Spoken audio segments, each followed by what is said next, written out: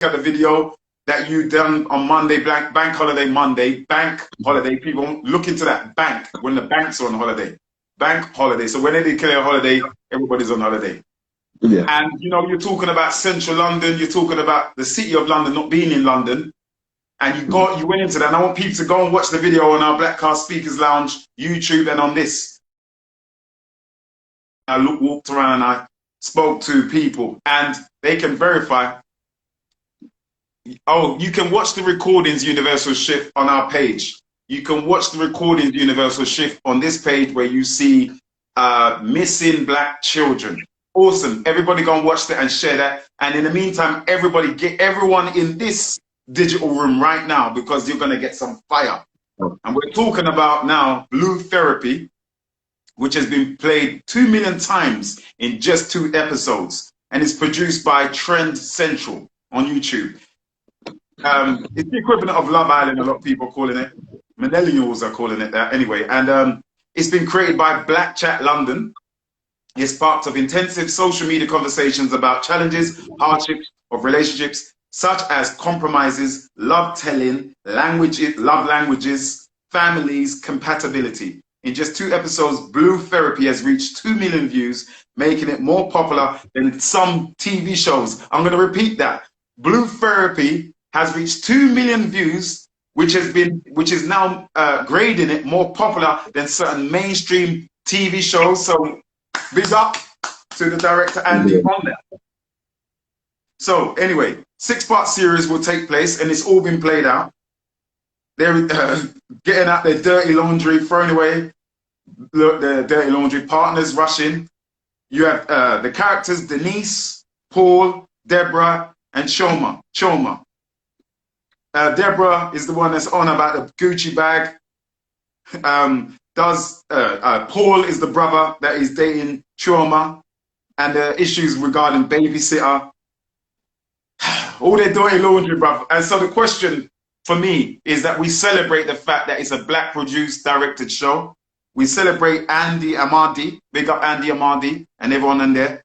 But now the question must be asked, is this show more trauma, or is it therapeutic for the black community, for the black fans? Because we're talking about, there's a lot of talk of the missing black children out here. There's talk about knife crime. You know, again, that's come up again. Lockdown is locked off now to a degree. So they're talking about knife crime, sword fights, you know, by the way, which is not just exclusive to black men. Everyone of every culture and color do it. And now you're seeing madness. And we believe and know that the black family, the unification of family in general, is the solution to all these problems that bedevil us. So please, brother, you've seen the program. Tell us what you think. And by the way, anyone who wants to jump in questions, come on. You've seen it, jump in on the room with us. You have 2, 3, 4 people I see in plan. Go ahead, Mr. Ken Bennett. Do you know what? It's very interesting. I watched it and I went through it, and there's a lot of... See, here's the thing. The program is neither good or bad. It's it is reality.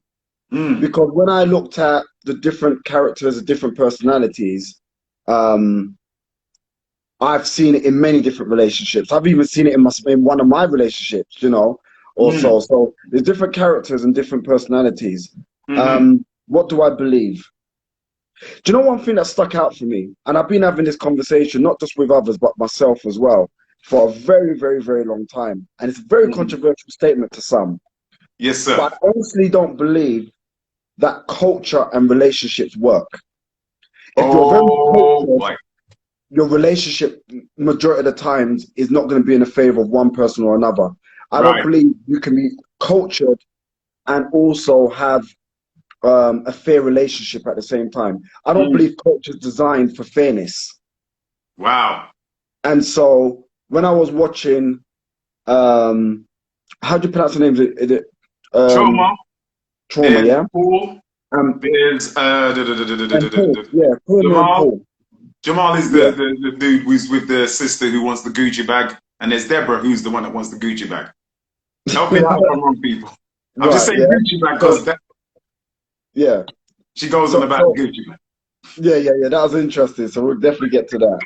So when I look at it, right, for example, when I look at Paul, I've seen Paul in many of my friends over the years when it comes to relationships fundamentally. And Paul, for me, he's very cultured, but the problem is he doesn't maintain a culture. So he's cultured when he chooses to be cultured. Selectively. Very selectively. Okay. And so when I look at it, it's like, okay, this is the role of a woman. Yeah. And this is my role of a man. And it's fair enough. And I get it to some extent, but does it work in a relationship, a happy relationship, should I say? And I think a lot of people who have very strong cultured relationships, they don't have happy relationships. Yeah. And I've worked with many couples myself. And what I've noticed over and over again, people that are more cultured, they don't have happy relationships. Their relationships are very dominant.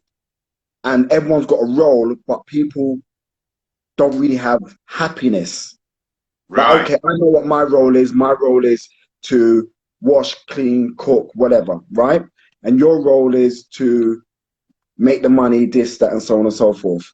But when you look at both of them, they have an agreement, but they don't have happiness. Right. And this, we're talking about Paul and Choma. Yes, yeah. And I know. By the way, no spoilers. Well, it will be spoiling it. The review, they're broken up now. Surprise. I'm not surprised. To be honest with you, I read it. And so remember, part of my job, what I do, you know, my 9 to 5, 5 to 12, 12 back down to 9 again. My job is in that sector. And so I already read that they wasn't going to work already. From the first episode, I said, they're not going to get through this. There's no way on this planet they're going to get through it. And also with the other relationship, they're not going to get through it either. And I saw it on both sides. Question. Yeah. A lot of people are saying online that these people are not even real. They're not even a genuine couples. I believe they are. I believe they are. I believe that as well, because you know what, I was watching and a lot of people were saying every one of them are actors, and I watched and I thought, nah, they're not actors. I study acting, you know, and they're not actors like trained actors, because the body language, especially of Jamal, when he was saying, listen, I've got something to tell you, and it was being long about it. It was leaning forward, all of the body language. Now, all of that, I'm going to say this though, with all due respect, I believe there was staging towards it. It's television. There's no such thing as reality TV. Television is not reality. Everything is staged. It doesn't mean it's fake, but it's staged for television ratings. You know, and even the director, Andy, claims that the actual dating IRL, I don't know, I'm just going to read this properly. Right. He actually said, in many social media conversations, focus on whether the couples are together or they're real life. We believe they're real life. That's what Andy claims. Although he admits that therapist Denise, the white blonde lady, therapist Denise is an actress. The so-called therapist, and everyone did pre that already. A lot of people saw it now. This is not just. That's what made it look very disingenuous in terms of the couples not being real. Denise is an actual actress, and I even done some research. You know, we done some research where we saw that she's an actual actress. She's a voiceover artist as well. And to me, that's dangerous. A lot of people are saying, Kevin, this was entertaining. We don't care if it's real or fake. It's entertaining. I've got a problem with that, because you're indirectly, and this is, I want you to go into this, the power of television programs and why they call it programs. They're actually, in an indirect way, giving advice to other black couples. Well, put it this, right? I believe that the couples are real. Yes. And so the simple fact that she's not trained to deal with them, that's probably a major part why they broke up as well. Oh. Do you understand what I'm saying? And so, once again, she didn't know how to ask certain questions, and she didn't know how to respond to certain responses. That is dangerous. Here's the thing, when you're working with people, right, and you're opening them up, it's surgery. You've got to know how to operate, and you've got to know how to close them. Yes. And she didn't know how to operate, and she didn't know how to close. Uh-oh. Come Do you on. understand what I'm saying? Because when you open someone up emotionally, it's a very dangerous thing. Yes, sir. Go So, ahead, for bro. example, one of the episodes, they spoke about a termination of a baby, right? Yeah. Now, Yeah. exactly, that's when it became very deep. And Mm, see, here's the thing. She got opened up when she spoke about the termination of the baby, mm. but there was no operation and there was no way to close her. Okay. And that is very, very dangerous. So Mm. anytime it comes to emotional, psychological, some form of trauma, Yes, don't sir. play the game if you don't understand the rules of the game and if you're not a surgeon in that sector. If you're not a good Mm, therapist, if you're not a good counselor, and so on and so forth, do not open mm. people up. If you don't understand the true the anatomy of the brain, do not play that game. And so I believe they open these people up and they don't even know how to close them. That is very dangerous. Right. Right. But that's a very good point, brother. So, brother, do you think overall that this was a good show for black couples, for black love? No, no. And the reason why is because there was no true conclusion. There was no solution. There was no delivery. It was just, it was entertaining, but it was toxic. Now, don't get me wrong. If you're going to therapy, it normally is toxic. You don't go to therapy because you're winning. You're going to therapy because you need either some form of understanding or you need some form of guidance. Yeah. And Mm. therapy is normally about self-guidance as well via another person, right? With some, well, guiding. And if you kind of sit back and you think about once it is finished overall, Yeah. what is the end result? What's the solution? Hmm. Now, therapy is not about a solution from that perspective, but if you're doing it in the name of entertainment, what is the solution for those who's looking in? This You is it. know, and so once again, I just feel like it showed another kind of like it's another black show that shows another side of us that is not the result of success. It's another result of, for example, when you talk about, is her name Deborah? Is it Deborah, Deborah? Right. the So Gucci bag one. Deborah Yeah. represented the new type of mindset girl. Yeah. Yeah. Who, her man needs to be like, well, it's been going on for centuries, However, Yeah. she represented the girl that made men say, I would never want to be in a relationship if I'm going to have to be with her. Yeah. Bro, listen, and you know what? I'm seeing some sisters talk right now on the hair type. I mean, please feel free to jump in on the live with us because you know what? We would love to hear it from female perspective. And you made a very sound point there where when I was watching, I was like, oh God, horrible. You know what? The most disturbing thing for me is this, because I know Choma, Paul's ex-partner, she wants to be an actress, I was reading. And I've Yeah. always said, and it's always been advised to me, Courtney, you never do reality TV shows if you want to be a serious or taken seriously as a Right. screen stage actor. You never do that. I'm not saying to Choma, it's up to her what she wants to do, sister, she can do whatever she wants to do, but I personally wouldn't air my laundry. No way. I just, Mhm. for me, what is it? What I need to understand. What makes people want to go on? Because I was invited to go on Big Brother. I did. Mhm. Obviously, no, I ain't doing that. Yeah, no reality TV stars really. I mean, I'm trying to think. Cardi B, hip hop wise, I think hip hop wise. Uh, okay, Jennifer Hudson as well. No, no, no. I'm just trying to think of anyone that's really bust big from reality TV shows, so-called reality TV show, because it's not reality. But yeah, the Gucci bag sister, I call her the Gucci, but she's gonna be known as the Gucci bag sister now. She, oh man, oh bro, I was watching her. And, But, oh dude, get out, walk away, run away, get out, run for the hills, man. and once again, do you know what it is, right?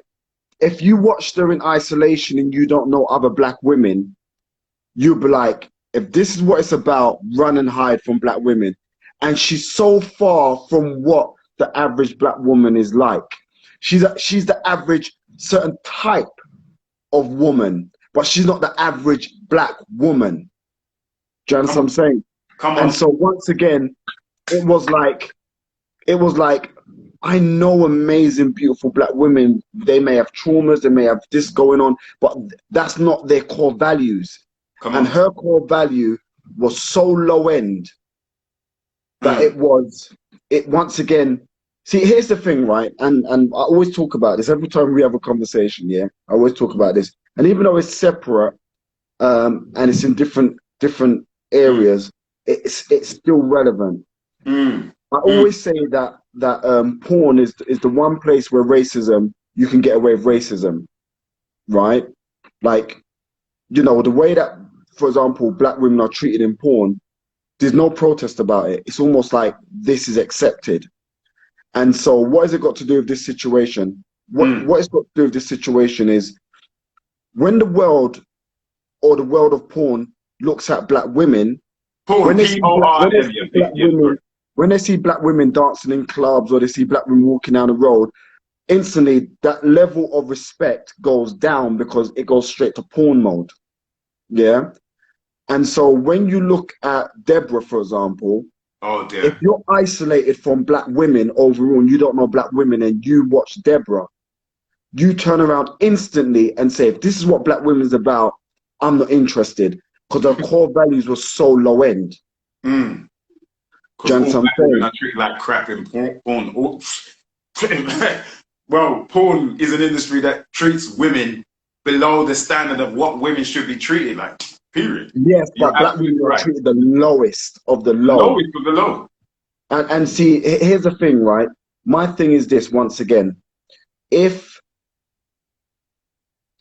you know, once again, it's the responsibility of the directors. Of the directors. So my phone was ringing away. It's a responsibility of the directors, right? And so once again, if we've got black directors putting this narrative across, come on, bro, it's a problem. Once again, successful show, but it's not successful for the culture. Right. It's successful for the production company, but not for the culture.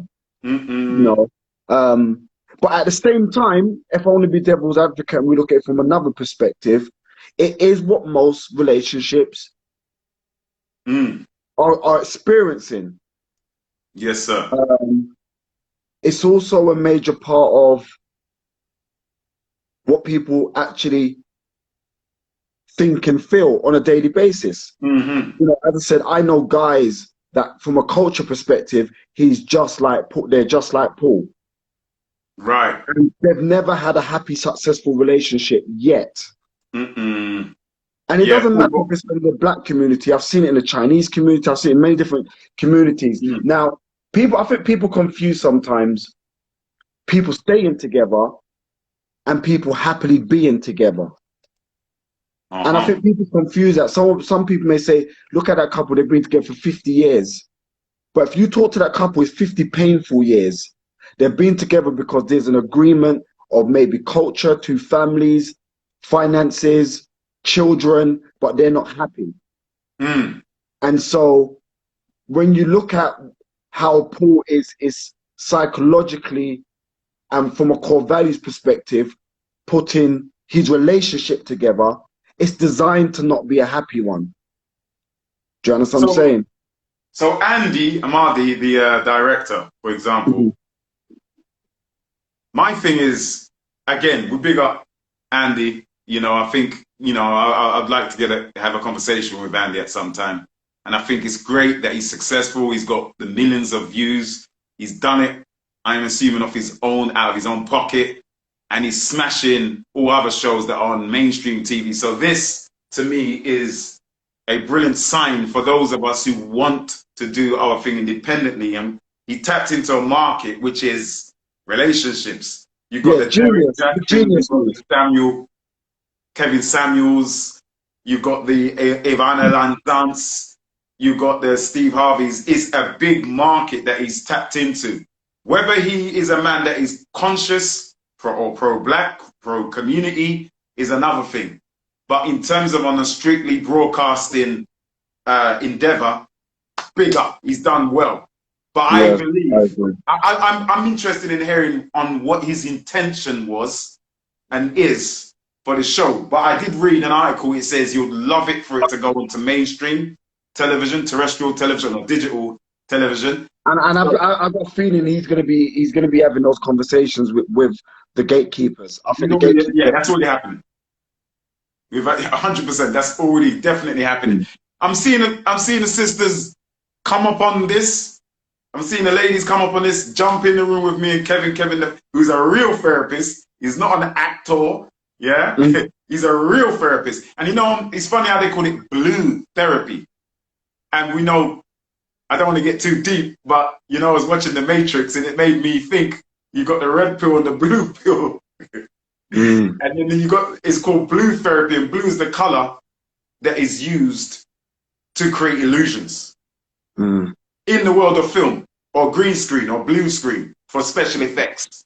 And as I said, every reality TV show is staged. Doesn't mean the individuals contributing are actors or faking it, but it's all it's all choreographed. But the lady, the blonde lady, is definitely an actress. And I would say to Andy, a lot of people say you're better off getting a black therapist. There's a lot of things that could be to make it a great show. There's a lot of things that can happen. But anyway, bro, you know what? The reason why he had her, it's a good marketing move. That's exactly why he said it deliberately in his writings. We deliberately headhunted for Denise. It's deliberate market. Go ahead, sir. Yeah. That's just a business move, and I get it. It's a business move, but I think he should have found a real therapist. That's what I think he should have done. That's what I think he should have done, because I believe in the process of entertainment, he's opened people up and he hasn't closed them because he hasn't got a proper therapist. He still could have found a good therapist and have a good show. So I think anything to do with emotions, you got to be careful, because if one of them went and committed suicide tomorrow, right, he's got a heavy price to pay on that. And that's happened, bro. Yeah, and I also think there should have been a helpline as well, or some kind of, if I'm wrong, I didn't see a helpline or a link that people could go to if you need help, if you'd like to discuss this in confidentiality with a therapist. There should have been some form of helpline at the end, say, if you've been affected by this in any way. You know, because look, they're talking about abortions. You know, Choma was crying. And I'm going to say something else as well, because I want to move on to the next subject I want to talk to you about. I believe, whether it is intentional or unintentional, with all due respect to the creators of the show, I believe that two of those black men, Jamal and I was going to call him Derek, you know, Jamal and Paul, were emasculated. I believe that there was a feeling of emasculation and powerlessness at the end of that show. And it's a very common thing with the stereotypical black male image. Like, there's a sort of empowerment for Choma, who's gorgeous in terms of how she presents herself. And there's a sort of empowerment, you could say, with Deborah. Yeah, I moved on. I saw somebody, you know, in the 2 weeks of our break. I'm doing my own thing now. I want a bag. On her Instagram, she's putting up fresh videos saying, yeah, nah, man, you got to look after me. You got to look after me. So it's like, women are meant to feel empowered from this. Do the women feel empowered by this? I think, once again, I believe, here's the thing, right? People, in isolation, people don't believe, in isolation, people don't believe certain things are effective. When you go back and you listen to like No Scrubs, in isolation, that TLC song was just another song. In isolation, Can You Pay My Bills is a song that is just a nice club song. But what it does when you put them together, it creates a culture. Do you understand what I'm saying? So when you've got her coming on now and she's saying, listen, I don't care about investments. That's what, remember, that's what she's saying. I don't care about investments. I want you to buy me stuff. I want you to buy me things. Yeah, I want you I want you to bring me to the nicest restaurants. I want you to. There was no conversation about true growth and It's really excellence. horrible, really bad. Do you understand what I'm saying? There was no true conversation about. Once again, if that's a reality, that's a reality. Mm. But what it is, there was, and see, when you look at him, there's something about him that I like about what's his name, Jamal. Jamal, yeah. There's something about him that I like. There's an innocence about him that I like. But at the same time, it shows a weak man that's got a lot of trauma going on behind the scenes. Do you understand what I'm saying?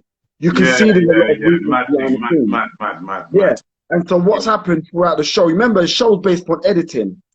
So what's happened throughout the show? You just see him. He's getting broken and broken and broken and broken until at the end, he's closing the door because he's so embarrassed to ask her certain questions. Did you sleep with the guy?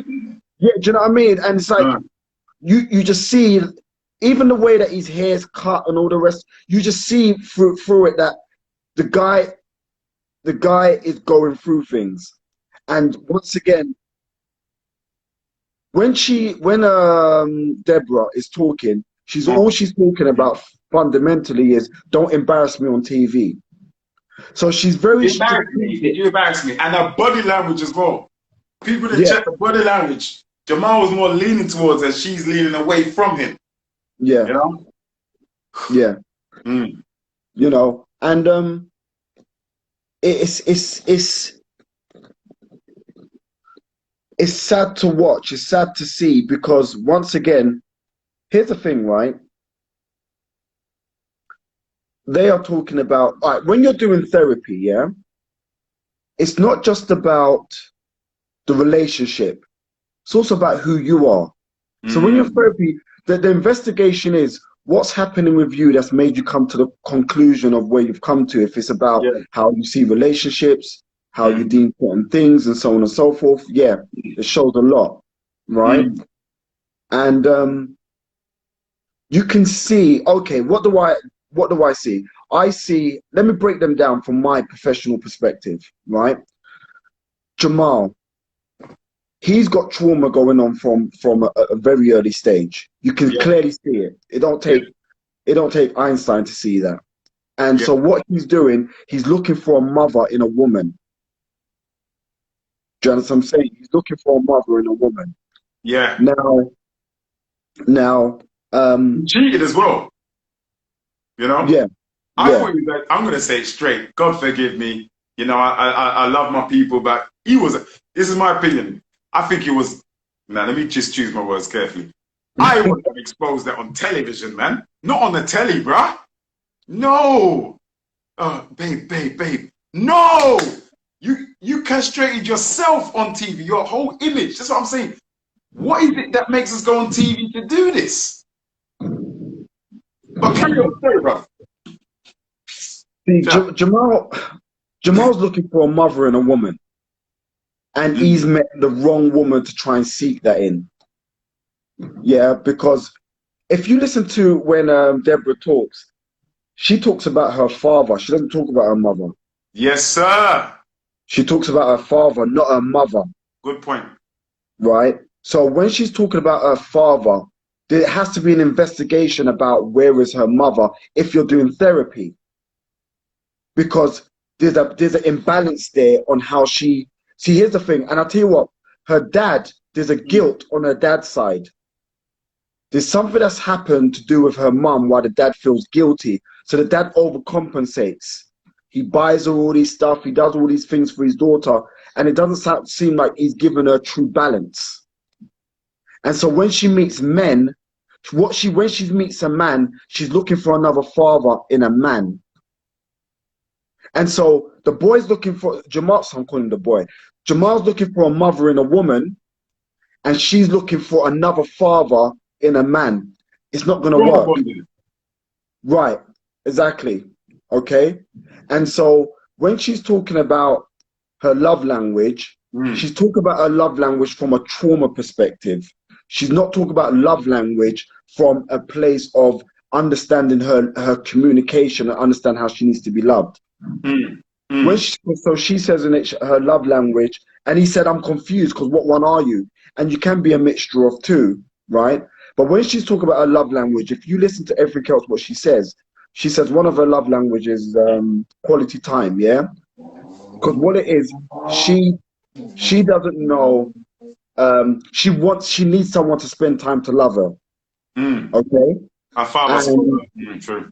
right, okay. And then she talks about her other languages, acts of gifts. Yeah. They're in two separate places. Magpie. Right? If they're in two separate places, it's because one side of her is about, I need someone to prove that they love me. And the other side of her is, I need some form of reassurance that I can be loved. And it's her first relationship. Look how old is she? Do you remember how old she is? She's 20. How old is she? About 23, 24, but definitely in her early to mid 20s. Right. Bro, So people jumping if you want to jump in. Go ahead. This is yeah. Kevin Bennett. So she's dated multiple men and she hasn't been in one relationship until the age of 24. Wow. 34. How 34. old is she? 34. Did someone say she's 34? 30, 24 more. Like I was going to say, bro. Yes, no, 24, right? 24, yeah. Right. 24. So she dated all these guys. Yes. However, it may be two, it may be three, it may be whatever. But she hasn't been in a relationship until last year. There's something wrong with that. Yeah, because she nearly let the cat out of the bag when she kind of got irate with Jamal when he was gonna kind of expose some of her history, and she was getting very emotional about, did you say that? Oh, you're not gonna go there. You're not gonna use my history against me. Man, I'm telling you, Jamal, you need to get out of that situation if you're still in that, man. I'm telling you the truth. And here's advice to women. Here's an advice to women from my perspective. She then slept with another guy to spite him back when she found out that he slept with someone. My advice is this: keep your class regardless what a man does. Say that again for those in the cheap seats, bro. There's no cheap seats here when it comes to Black House Speakers Lounge, by the way. So for those my advice is keep your class no matter what a man does. A lot of women out there, they lose themselves in the process of trying to spite a man back. Sleeping with another man doesn't bring up your value. And sleeping with another man to spite another man, it doesn't. And this is what I'm trying to say to you. The girl has got trauma, and that is a clear sign of trauma. The simple fact that when she found out that he cheated, she ran and slept with someone else. That is a clear sign of trauma, that she's got something going on. And she actually... Go ahead. Yeah. And if you watch it back, look at her body language when she tells him that she slept with another man. Wow.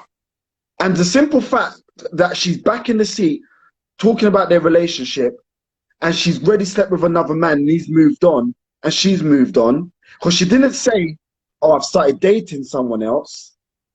She said, I just slept with another man. That's trauma within itself. Do you know what I mean? So there's something going on way back. Now going on to Paul. Paul, here's the thing. I'll tell you where Paul's insecurity is, which is very interesting. Insecurity. Paul's insecurity, he talks about culture, but he's insecure. The provider, by the way. No, you forgot. His name is called Paul the Provider, bro. We have to get it right. Sorry. Here's the thing with Paul, right? Paul, for people who understand psychology, Paul's a very easy study. Very, very easy study. And I'll tell you one of the main things that you recognize with Paul. Paul has abandonment issues. And I'll tell you what I mean by that. Paul wants to be a part of a culture. So think about it, right? He wants to be a part of like his traditional African culture. So what he's trying to do is prove to his dad that he's worthy. It's his dad or there's a senior in his family that he wants to prove that he's worthy. But if you also look at his behavior, every time he goes into environments, he wants to prove to his environments that he's worthy. Everywhere he goes, he needs to prove that he's worthy because he doesn't believe in himself. So Nice. so he's got such a insecurity. It's screaming. It's Yeah, seeping out the rooms. yeah, So, you know, he's got insecurity when it comes to the senior men in his family. If you really listen to what he says, yeah. right? Is that manifested in the excessive in some a lot of people like to say when you want to go gym and just, you know, Well, side well, with your well, muscles listen, and well, stuff. listen to the things he was saying. First and foremost, he was talking from a cultural perspective, but he doesn't understand culture. So that means he's taking information from seniors, but not understanding the science of it. That's number one. Number two, every moment he can get to name drop, he drops a name. Oh yeah, you know, because you know when I'm in the Bulgari in Knightsbridge. Now here's the Yeah, thing: we don't talk yeah. like that. He We don't was talk very like that. transparent. Right. Very So once transparent. again, and then he says, you know, the kind of clients I'm around and so on and so forth and rare, right? Yeah. He was It's making not, the relationship into a business. Yeah, yeah. You know, we've got to manage our time, schedule. I felt sorry for trauma though. Cheap trauma. I felt sorry for her. yeah, no, yeah. At first, when I first watched the first ones, I was like, I'm not sure about her. But as it went on, you Mm. know, I recognized once again, like she's got a lot of, she's got a lot of problems. Oh Do you God. know what I mean? She's You- got a lot of problems. And so here's the thing once again, why do they move in with each other? You get what I'm saying? Why do they move in? All these things are telltale signs. Why Yeah. do they get together? What do they have in common? Why do Mm. they move in together? Yeah. Why, do you know what I mean? And Yeah. then when you get up to the later stages of their therapy and they start talking about the abortion and stuff, that's when I said, Jesus, And that's not a good. very sensitive subject there. Very, I mean, and I have to say this with that particular subject, women, sisters, females, ladies listening to this right now, we don't folly over that kind of subject matter and those kind of things. You won't find folly or laughy, jokey, kiki, ha ha business over here with that. We don't play with that. No, And very dangerous. with abortions, I'm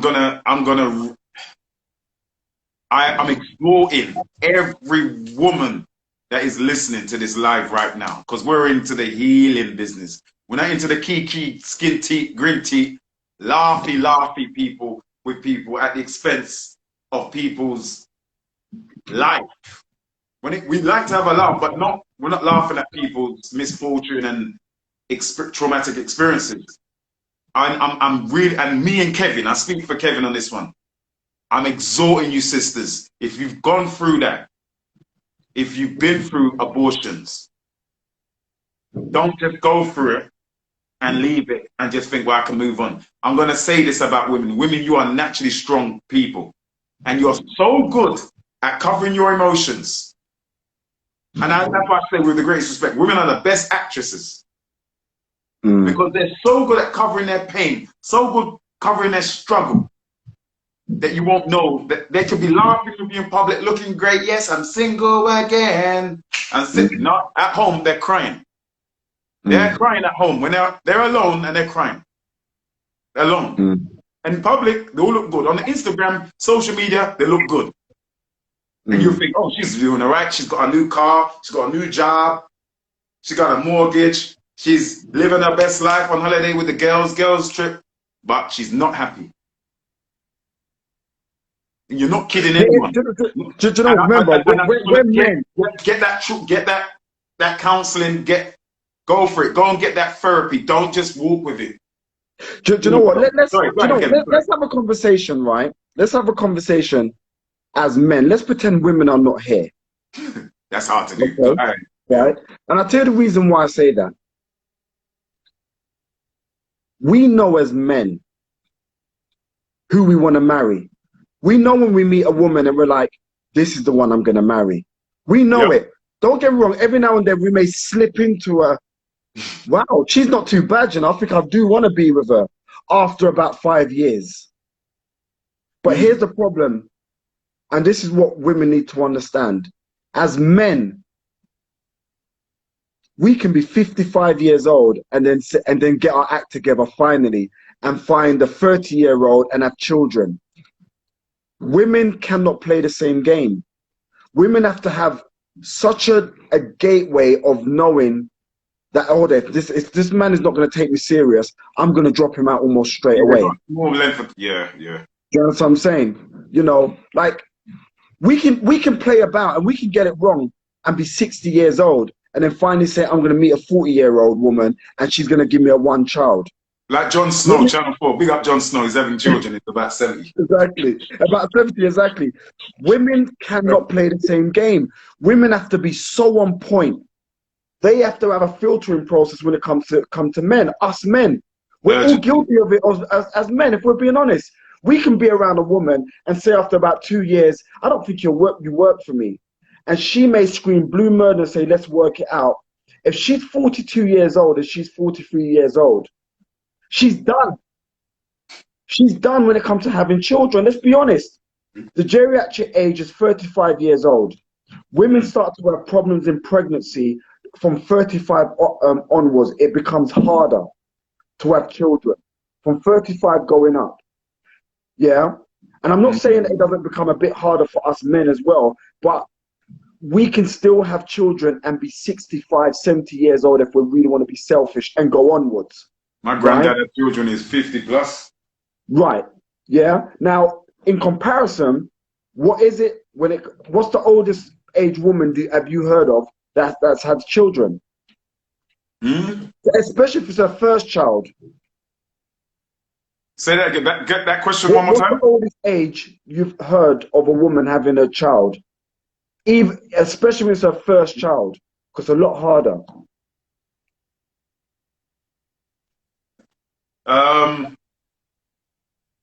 50. 50. That's the oldest. That was a newspaper report. Could have been fake news, but it was. No, I'm talking about. Do you know anyone personally? Oh, okay. Very interesting question, right? No, I don't know anyone personally, bruh.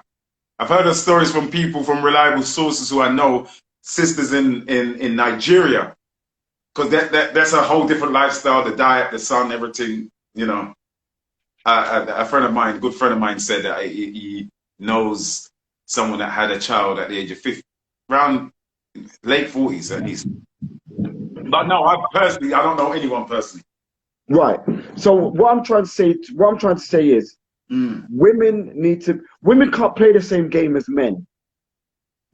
And so when you go back to Deborah, for example, now because her man's cheated, she's now going to start sleeping with other guys. She doesn't realize the dangerous game she's playing.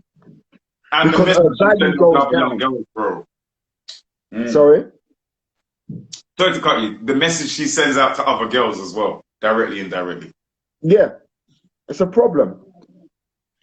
I'm trying to read the messages on my side, and for some reason my phone is not showing the full sentences. Likewise, I'm having that issue as well. People, we're trying to read messages and questions, but I don't know. It's not. Loads in their 44 have had their first children. Okay. I do have a child. That's coming from official Stop the Silence. I have my first, not first child, but 56. Jeez. But there's a lot of women, evening or big up the hosting Kevin, aka KS. He's trying to call you Kevin Samuels. No, you ain't gonna talk over me. No. You ain't gonna talk over me. You better shut the French door. Or what is it? French toast. French toast, that's it. It's a good alternative to the other one. Yeah. But yeah, there's a lot of women I've seen who are having women in later on now in their life. But yeah. Black women, no, I can't even see. I can't read my messages, bro. Yeah, I'm struggling to read these messages. Yeah, we want to hear from the ladies, man. And yet, in terms of the sensitive topic that Shoma brought up and she went through that, suffering that trauma, reliving it again. I'm saying to all the sisters, In fact, all of us, man and woman, what that show taught me and reminded me of what we need to do, all of us need to go and get therapy. We all need it. Do you know, it's funny. I've been doing therapy for a while, and it's Right. one of the first things that you learn as well when you're studying to be a therapist, that you need to go and get therapy. Yes, sir. Yes, sir. And my therapy is actually really good. I enjoy it. Mm. We I need do my to therapy every Friday. every Friday. Well, online or do you do it in person? Well, at the moment it's online because it's Yeah, of online. course. Yeah. Well, you know what, bro? I've got a few links and I haven't jumped on it yet. But from the Mm. very top of this year, I did promise myself I'm going to start getting into therapy. Even though I lay down on my couch in my bed and I chat to myself and therapy myself. I chat to myself, you know, that's the good stuff. But I need to definitely get into therapy. Therapy is something we all need. Now, brother, as we segue, we're talking about relationships, and Mm. now we're talking about what's now pushing in the media is these sword fights that have been happening. Yeah. You saw one in Greenwich. I don't know who's been hearing about it. One in Brixton, Mhm. and then you have the young brother who was only 14 years of age who was killed in Birmingham this week. And the question I'm going to put to the black community, especially to the whole entire community, but the black community in particular, is with all of these reports, because I'm calling reports, because it's not like sword fighting, talk of holiday. It's violence has always been there, even throughout lockdown, but it lessened when there was lockdown. But with the murder of the young 14-year-old brother and the reports of all of these machete fighting on the streets, how do we argue our point against racist murders, which is very reminiscent, or it makes me think of Stephen Lawrence and Roland Adams back in the 90s when they were killed by a racist gang, as this boy, young man was this week. How do we as a community defend and advocate against racist attacks when in our community it seems that that's taking place all the time, every day, all day among our young people? How do we march against racist murders, be it the public servants like the police or members of the police, not all, or racist people? How do we defend our plight if we're doing it to each other? Is that a question for me? Yeah. Yeah, yes, for you and everybody else out there. Oh, okay. See, you could ask me this question every week, and I'll probably come up with the same answer until otherwise. So I've got to go back. Yeah. There's problems in every community. Yes, sir. Yeah. And it However, goes on from what we were saying on Monday. Your beautiful exegesis of the hegemony of how power works in this country, brother. Go ahead. yeah. Here's the thing, right? You've got the triads, etc., in the Chinese community, and they hack each other up, right? They really go there, and you've got problems all different communities. I remember, I'm gonna tell you a quick story. My friend was telling me about when he was doing the door in West End, and there was all these like pikeys that all came. They had an event there. Yeah, travelers, right? And so they had a fight amongst themselves. Yeah, yeah. As soon as the security stepped in, they all turned against the security. They said, "This is our business. No matter how much we're worrying against ourselves, you don't touch one of us." And they joined together and they went against security. Now, let me explain the reason why I say that. And until otherwise, I'd have to keep saying this. Mm. China and the Chinese government will declare war on any country or any person that touches a Chinese person. Say that again. So you don't hear about police bullying Chinese or killing Chinese people because the government will back them, because they all have a clear understanding amongst themselves. You try to do the same thing to the Jewish community, and you'll see what the Jewish government will do globally. They will sanction a country if a country wants to play that game. And you can go around different countries, but as soon as it gets to the black countries, how many black leaders have you seen that have turned around and said, do you just do that to George Floyd? Or do you just do that to that whatever?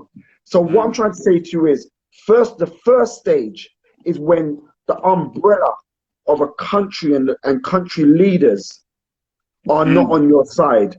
The world will see you as weak. So that's the first tier. Yes, sir. The second tier is when you have self-hate.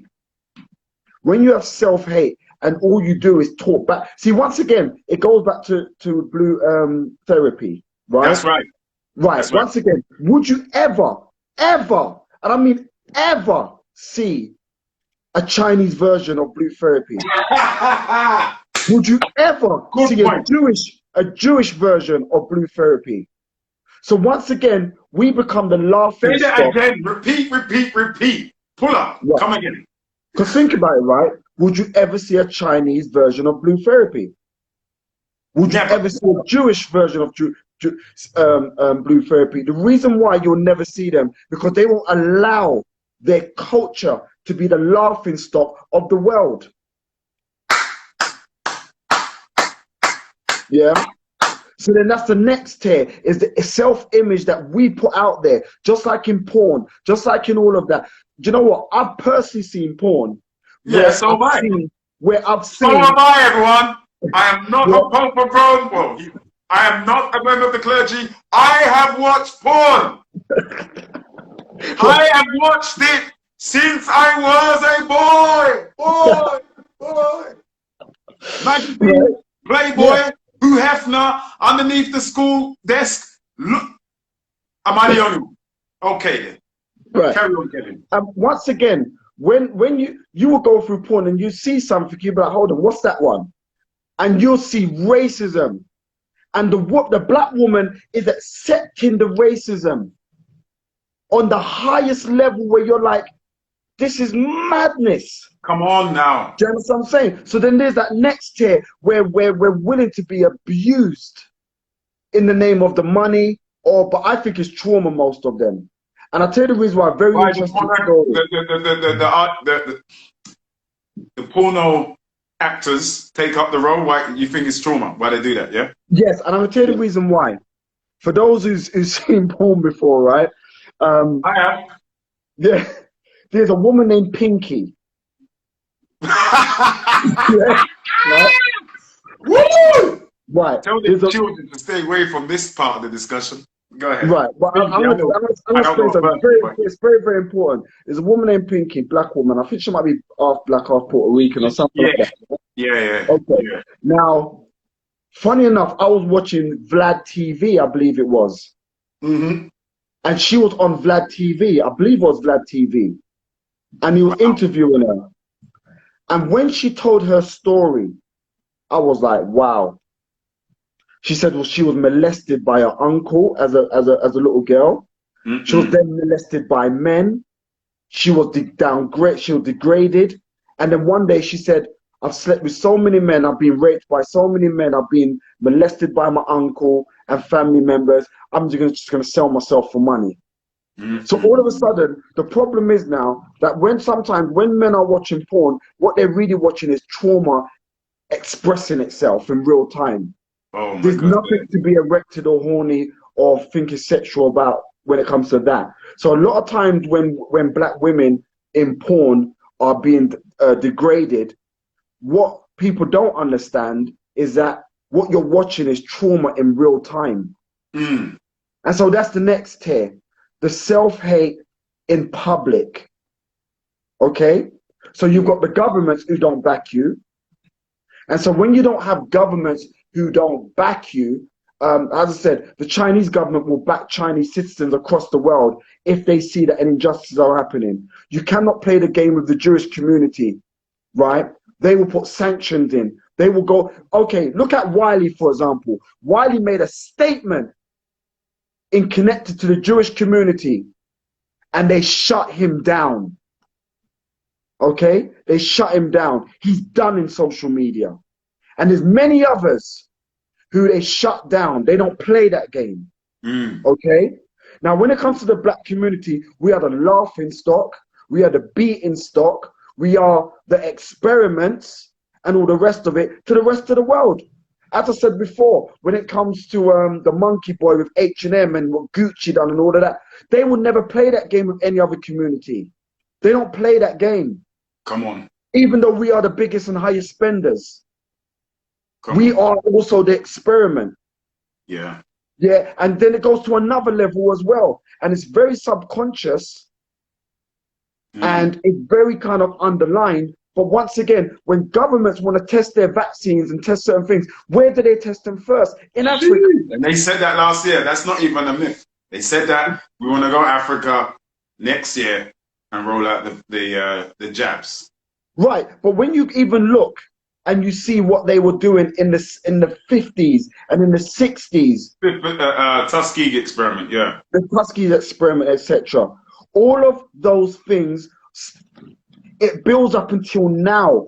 Once again, in isolation, you'll believe something is just isolation. When you put it all together and you look and you see the reason why racist things can happen to black kids, stabbings and so on and so forth, because the rest of the world see what black people do to black people. Gee whiz. Do you understand what I'm saying? You cannot respect a community when a community is imploding within itself. So what do we do? What's the solution, brother? Because well, here's the thing. Here's the thing. And we are the biggest hypocrites because we are quick to go out there and march about what whites and other people are doing to us, but we won't go on the streets and march about what black people are doing to us. Now, we'll do it in the name of a knife crime, stop the knives, but we're not saying stop that idiot in that area. Because if a policeman was battering black children and battering black people, and he was driving around a radius or a vicinity, there would be a march saying that policeman needs to go. Yeah. But when you got 1 or 2 roadmen murdering 10 men on road, that same energy doesn't manifest. So what I'm trying to say is you cannot go out there and start talking about the level of racism is what's happening to us when the self-hate is even worse within us. So in order for us to become powerful, it needs to go in stages. Stage 1, fix yourself. Stage 2, bring in proper governments in places like Africa. Forget about America for a second. America, here's the thing. America knows we've got to look after our Chinese citizens because we're trying to do business with China. And can I just quickly interject, brother?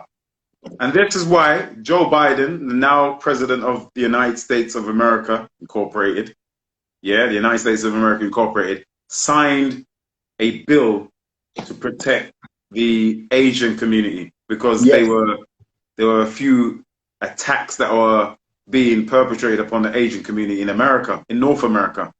And rightfully so, the Asian community needs to be protected.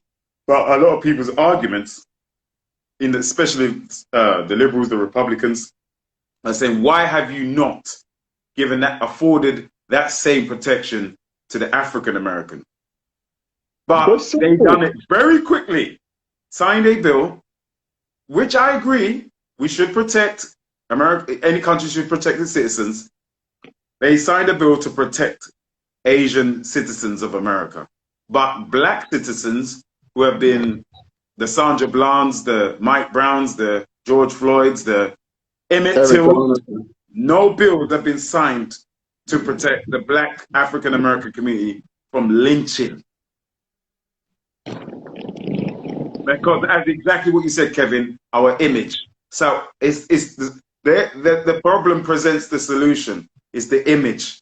And even in the Metro, going back to Blue Therapy, Metro ain't talking about nothing, no black production unless it's doing big numbers. So when the Metro newspaper is running an article on all of the cast members of Blue Therapy, and I applaud and I celebrate and I'm happy that we're doing our own productions, but we have to be mindful.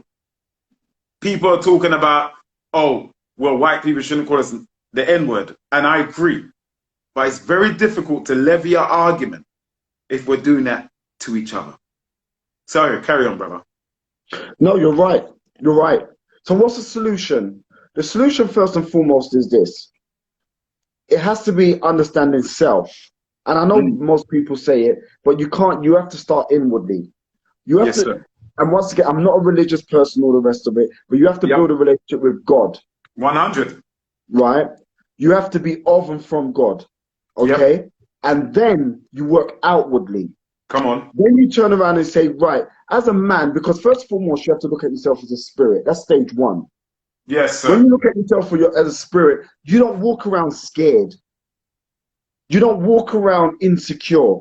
Come on. You don't walk around broken when you look at yourself from a spiritual perspective. And the reason why I say that is because even when you look out throughout Jamaica and certain places, right, people are bleaching. Why are they bleaching?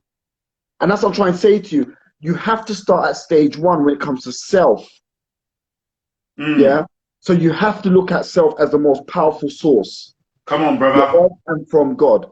Then you can turn around and you can start talk about who you are as a black person, a woman, a man, whatever it may be, short or whatever. Yes, and sir. then once you have a clear understanding on who you are, then you understand. Yes, then you understand what you are. Then you have to turn around and say, what do you represent? Come on. And then you build governments on that. You build cultures on that. So when you're electing the right government, and it's not just about what do you. Here's a conversation you should have with your government. Not just what will you do for our people, but there's something that you don't hear people say to governments. Like I'm talking about African countries, Jamaican countries. How are you going to represent us throughout the world? Do you understand what I'm saying to you? How are you going to represent us? We're not just talking about the GDP of a country or whatever it may be. We're talking about what is if we have a problem in Barbados. No. Let's hold that one. If we have a problem in Switzerland, will the Jamaican government, the Barbados government, the African government, all going to come together and say, "Oi, in Switzerland, what are you doing? We're going to put an embargo on you because of the way you're treating our citizens." Right. We're going to cut sugar. We're going to cut this. We're going to cut that until you fix up. Amusement. We're going to stop Vibes Cartel, Bounty Killer, Buju, and we're going to stop the export and import of the cushion bang. The cushion bang. Remember that? Pass the cushion bang. Pass it. Sorry, my age now. Stop it. But yeah, I hear you, brother. I hear you. So once again, there has to be, and let me tell you who understood this. Who understood it was Gaddafi. Gaddafi understood the concept. So Gaddafi turned around to the rest of the African black countries and said, "We need to come together here." And what do? They all stepped away, bit by bit. They all stepped away. And so the reason why I'm saying of Africa, right? Right, exactly. Right. Now, the reason why I'm saying what I'm saying to you, which is very, very, very important, is the image of black people globally cannot be represented properly until the image of black people within themselves is understood and represented properly. So black governments around the world do not represent black people in other countries. When have you ever heard, I challenge you, when have you ever heard a black government say to Britain or the United Kingdom or America, stop doing that to black people or we're going to have a problem here? Thinking of the United Nations, I'm thinking of Nelson Mandela, I'm thinking of where Malcolm X traveled to Africa. See, I'm not talking about that. I'm talking about black country leaders, prime ministers, presidents. Never. Not once. We're not talking about our freedom fighters here. Because remember, our freedom fighters don't really carry much weight. They don't carry much weight. They may carry a bit of influence, but they don't carry weight. And there's a difference. Influence is they're getting into the ears of people and they're causing a movement and a swing. Weight is we're going to put sanctions on you if you continue with what you're doing, or we're going to stop peace talks. Now, how do we know this works? We know it works when you go back to, for example, the IRA. The IRA, every minute, the British government was like, you know what? Yeah, we need to turn around and have a conversation. Peace talks. Yeah? Yeah. The conversation's been had with many different leaders who carry some form of weight, not influence. Influence only gets people walking on the streets, but it doesn't control the GDP of a country. Do you understand what I'm saying to you? Deep. That's deep. Yeah. So here's the thing.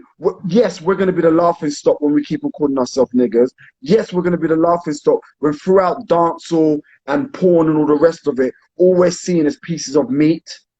Yes, we're going to be the laughing stock when we call each other nigger and all the rest of it. Yes, we're going to be the laughing stock when our governments are selling our countries and our land and our economies over to other countries and leaders, China and so on and so forth. Yes, we're going to be the laughing stock when we have TV programs like Blue Therapy. We're going to be the constant laughing stock because yeah. No, go on, carry it. Conclude that. Yeah, sorry. Because no matter where we look, yes, you've got pockets of us that are pushing for excellence and pushing to make an example overall. But overall, we are one big laughing stock. Tell me one sector we're not a laughing stock. Listen, we don't control the music industry, but yet we're the biggest producers of it, and we're the biggest buyers of it, right? We don't control, even like when you look at dancehall. Do you know who's winning dancehall at the moment when it comes to dancehall queen and all the rest of it?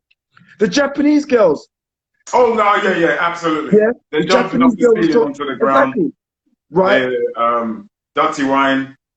And with all due respect, Japanese women don't necessarily, phenotypically speaking, they don't have the curvature and the dimensions of the black woman. And that, I'm not joking, I'm just saying they don't have the...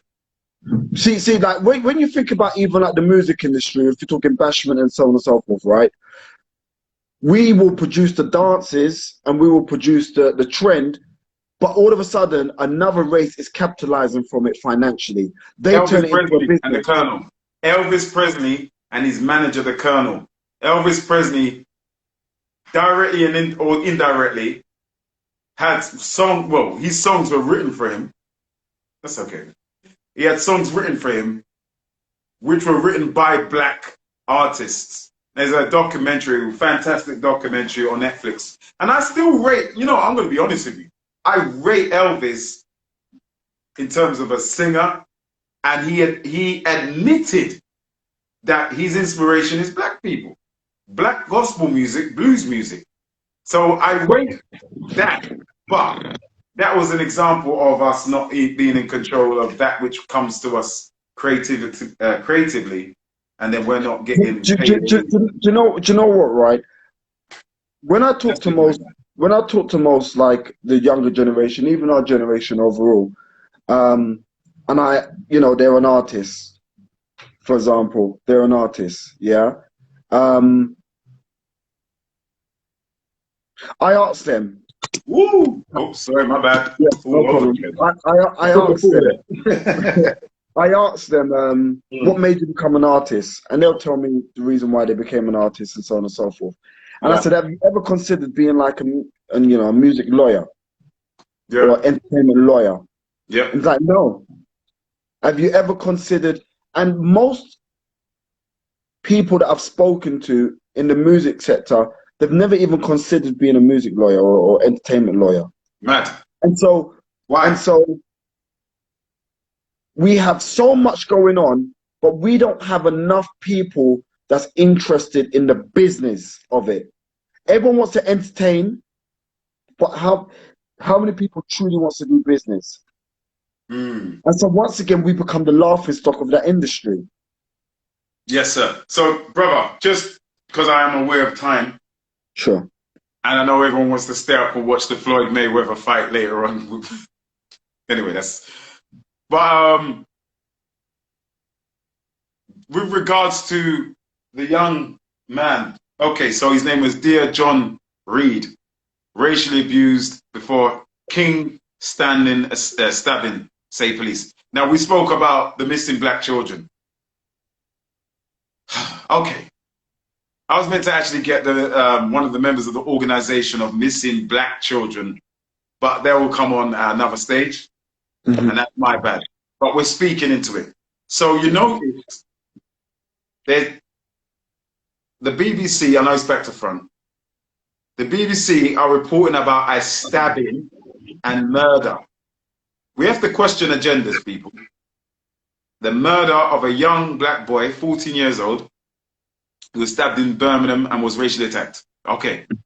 We and many other community leaders have been pushing for mainstream media to talk about or give some news time to missing children, missing black children, and nothing. I haven't seen anything on ITV or BBC. I'm not saying that there's no journalists that don't want to investigate this and put this out there, but we have not seen. Has anyone seen it? I have not seen anything.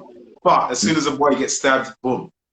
I want us, you know what, my personal message is, I want us to stop being surprised. I want us to stop thinking like the victims. Stop thinking like the victims anymore. Stop thinking, oh, we're the victims. We must, oh, they're not racism. Why they're not doing it? We've got to stop. Because using your examples, bro, looking at the example of the Jewish community, the Asian community, and other strong, economically, politically strong communities, they don't move like victims. And I'm tired, and I'm going to say this. I'm putting all the responsibility on black people. Gone are the days where we're, oh, the white man, you bun that. You know why I say bun that? Because you're empowering the mindset of white supremacy and racism by giving responsibility to other people to do what you should do for your bloody self. We need to protect and build socially, politically, and economically our own communities. Why are you putting us on the front? You should. No, they don't. Why should they? That's my thing right now. I'm saying, why should anyone care about you if you don't care about yourself? And I'm going to say black people, and I know there's white people listening, and we all are welcome, and I'm going to specifically talk to the black community. Black people, we're responsible now, and have been for the longest time. And it's weak for us to keep pointing outwardly if we're not doing nothing for ourselves. It's so weak. And I love what you're saying with regards to the other communities, even though they have not been through what we've been through in terms of 400 years of slavery and Jim Crow and oppression and segregation, colonization. We've been through the worst that any human being has been through, and I'm putting that on the record. But I still will say, we need to stop doing the victim thinking it's going to get us victory. We need to stop doing the victim thinking it's going to get us victory. Yeah? And that's why I've asked, bro. We're talking about this young brother. We're talking about blue therapy. What we're putting out there now. Yeah? We all need to be responsible for what black men, black women, black directors, young black, we need to be responsible for what we project and what our image is. Yeah, I'm not blaming nobody else. It's me. I need to be responsible. I'm responsible if I pull up my trousers on them or wear it below my backside. I'm just using it as an example. I'm responsible as an actor for what roles I take on that go on television. I'm responsible for my image. I'm responsible. And that's what I feel other communities have, a sense of responsibility and camaraderie. I just feel black people need to you said something about the traveling community. Not the traveling community. I think when that situation was going off, I've heard that situation. I think it was in West End. The traveling community, they've had all sorts put onto them in terms of name calling, disparaging comments, but their unity, their love and understanding of common law affords them their freedoms to grow in economic and political strength and power because of their unity. They're known all over the world, not because of Tyson Fury, but because of their reputation of being together. The traveling community. By the way, as Andrew, the investigator, would teach, the word gypsy comes from the term Egypt. Yeah? Egypt, which is Northeast Africa. So, but that's my 2 cents worth. black people need to stop playing the victims. We need to get positively angry because we're too happy. And we're now nothing. We're too smile and king teeth and make joke, but we're not angry enough at the negative things that are happening to push them away. You know when you get fed up with something, you know what they say, dissatisfaction brings change. I don't think the black community are dissatisfied enough. We're not dissatisfied enough. We discussed this on Monday. If we're paying taxes towards a police force and service, which we need, but yet we're not getting the service that we've been told, why are you still paying your taxes? Why would you go into a shop, spend money on a product that is faulty, and keep going back there, and then keep going back there? You're the fool then. You're the dickhead. You're the mug, because you keep going back in there and getting mistreated. Not the shopkeeper. You're the idiot. You're the fool. As a community, sorry, bro, I'm just venting right now. But as a community, no, I'm reading the comments. I find them interesting. Yeah. What do the comments say on your side, sir? I'm going to shut my mouth now because it's about. Well, I've been struggling a bit because, you know, like the comments, when you're reading it, if people don't know, when you're live, it fades and then you're reading it, but I can only see like a part of a sentence at a time. So that's why I'm jumping back and forth. But it's on the lines of, and it's from Russ Future, which is a good guy. I know him still. We grew up. Yeah. There was a question there was a point made. Do you think? Yes, I'm reading. Go ahead, brother. Sorry. So I hear what he's saying, and I know that he's a good guy. He's genuine. He's real. But I slightly disagree with some of what he's saying. I mean, I agree with him that we've been through the most out of every single race going back 400 years plus. But what I would say on the flip side of the coin is, yes, we've been through a lot and we are carrying a lot of trauma as a people. But here's the thing. There are certain things that we are responsible of today that we are consciously aware of, and we're not exercising that responsibility. Absolutely. And so we are responsible, for example, our governments, the African governments, whatever, they're responsible for certain things. We vote the African governments in. That's not a 400-year-old issue. That's a today issue. I choose what relationship I want to be in. And then that means I choose how I treat my partner. And then that means I choose how I bring up my children. Do you understand what I'm saying? So there's areas of choice that we could be performing within excellence now. Yes, there are certain things economically and all the rest of it that goes way before us, that predates us. But there are, how I talk to you right now, that's a choice. How I treat you right now, that's a choice. We are old enough and we are mature enough to know, how do I want to address you?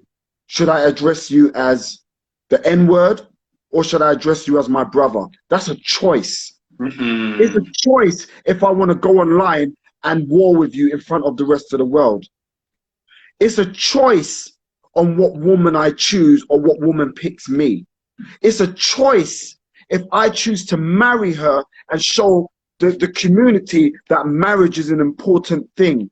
It's a choice if I sit down and I educate my son to my best ability, or have 50 children across the UK and other places and breed down the place. It's a choice that if I get my money today, do I put it into an investment, or do I buy the nicest car and drive around in circles 1,000 times throughout summer? It's a choice if I turn around and if I want to stab up a black youth, or if I want to say nod to a black guy and say, respect my brother, love, hope you're having a good day, regardless of how he may respond to me. It's a choice if I want to put money into my community, or if I want to put money to another set of community. From an individual perspective, 400 years should not be the controller of the above what I've just said. Those are choices. And I choose to light up fire and say, flash up your lighter to what you just said there. Because what you said there, that's the bottom line. We're going to keep posting, reacting, and being rightfully, justifiably so, emotional. But when are we going to stop reacting? Because when everyone was like saying, you're a slavery Libya, H&M boycott, coolest monkey in the jungle, Black Lives Matter, they're killing black people, black boys, exclusion, this, that. Where's the energy? It dissipates after a couple of weeks. Everyone's typing, yeah, yeah, yeah. Everyone's a revolutionary keyboard. Let me tell you something. Let me go back to something. Sorry, I apologize, right? Let me go back to something. To our people, right? And then let's look at some of the questions, brother. I've just got to quickly spit something technical. Carry on, though. Please. Sure. Let me explain something, yeah? And it's very, very important here. Very, very, very important. And I say this all the time because people do not recognize or realize the magnification of that problem. Some years back, when that Dominic guy, you know, stupid move, silly guy, he went down on a girl outside of a club. I believe it was New Year's Eve or something like that. And all of a sudden that video went viral and they absolutely slated him. Then the following year, they absolutely slated him. Then the following year, they absolutely slated him. The community made it their mission to destroy this man. He made a bad decision. Yes, he was caught on the stairs going down on a girl and all the rest of it. Now we have a thing called St. Dominic's Day. And every single year we make it our duty to absolutely slate him and destroy him. Now what we've done as a black community, we've come together and every single year we try our best to make that man commit suicide. We try our best to send him into depression. We try our best to destroy him and his family. We try our best in the name of our entertainment. We absolutely obliterate. And we do that with many of our men in our community. Come on, we come together, and if we make one mistake in our community, we come together and we absolutely obliterate. Now we talk about what the media does to us. Now, what have we learned in recent years? I tell you what we've learned in recent years. We've learned that we have more reach power than the Sun. We have more reach power than the Mirror. We have more reach power than the Daily Express, than the Metro. All of those papers, we have more reach power than all of them, almost collectively. So what we choose to do to our community is worse than what the Sun will do to us. Yeah. It's worse than what the Daily Mail could do to us. Yeah. It's worse than what the Metro can do to us. Now we're having TV programs of our own that reaches out to more people than EastEnders. More people that watch it than EastEnders. So we are in control of our own media at this precise time. So when we're putting up stuff like Blue Therapy and we are destroying the concept of certain things from a black perspective, that is our media. When we're turning around and we are destroying people like Dominic because he made a bad decision, that is our media. Yeah? When we turn around and we slate people with no evidence whatsoever, it's just that we are angry, that is our media. I've seen girls lie on certain men because they are bitter and angry against that guy, and the whole of the community come together and slate that man with no evidence, no facts, no research. Yeah, that is our media. And so what happens when we talk about demasculating our men? No wonder they're demasculated, because most men don't want to talk up anymore because they know the collective is going to come and absolutely obliterate them. So what do a lot of men do? They become more quiet. And what does a lot of women do? They become more powerful. But who becomes powerful? Not just most women and not just most men that become powerful. It's the trauma that becomes more powerful. Wow. Because angry people express themselves the loudest. Traumatized people express themselves the loudest. Facts. People with a vendetta express themselves the loudest.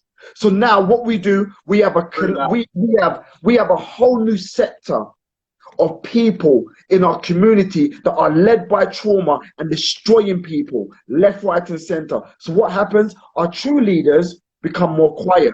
Behind the scenes, they're doing very small. They're doing good things, but behind the scenes, why? Because they got time to war and line.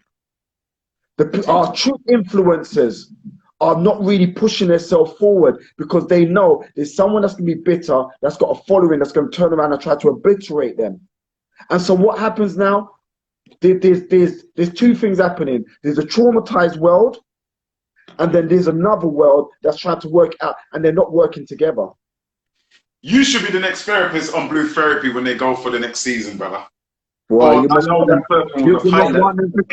You must want them to come for me.